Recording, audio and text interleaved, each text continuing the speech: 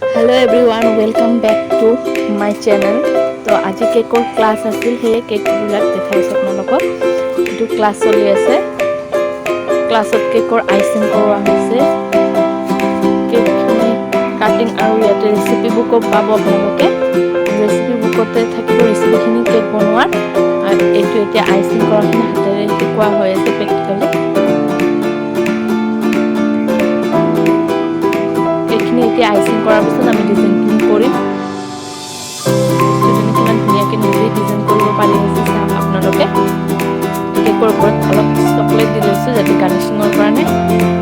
এতিয়া ডিজাইনটো আমি কমপ্লিট কৰিম। তেখেতসকলে নিজেই ইমান ধুনীয়াকৈ কমপ্লিট কৰিছে চাওকচোন। ইমান আগ্ৰহেৰে ইমান ধুনীয়াকৈ শিকি নিজেই কৰাৰ চেষ্টা কৰিছে। ভাল লাগে ন যেতিয়া কাক বা কিবা শিকাব পাৰি। এতিয়া এনেকৈ ষ্টুডেণ্টবিলাকে নিজে নিজে আইচিং ডিজাইন কৰি আছে। মই প্লাছ সিহঁতক ডাইৰেকশ্যনখিনি দি আছোঁ কেনেকৈ কি কৰিব লাগে। বাকীখিনি সিহঁতে নিজে এবজৰ্ভ কৰি আছে। তো আজি এটা নতুন কেকো বনালোঁ, ৰেড ভেলভেট কেক। বহুত অৰ্ডাৰ আহে এই ৰেড ভেলভেট কেকৰ, সেইকাৰণে ভাবিলোঁ আজি শিকাই দিম। ষ্টুডেণ্টখিনিকো শিকাই দিলোঁ আজি, যাতে তেওঁলোকে বনাব পাৰে অৰ্ডাৰ আহিলে।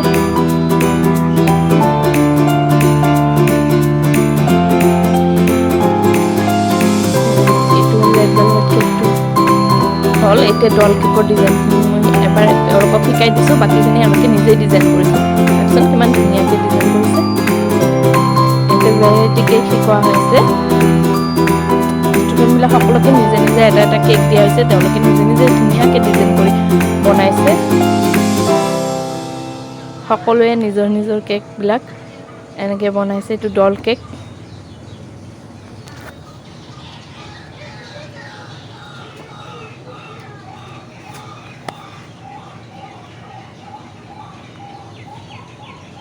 তো আপোনালোকে যদি আমাৰ কেক ৱৰ্কশ্বপত জইন হ'ব খোজে ইনবক্স কৰিব। থেংক ইউ, ধন্যবাদ। আপোনালোকে আমাৰ ক্লাছত জইন হ'ব খুজিলে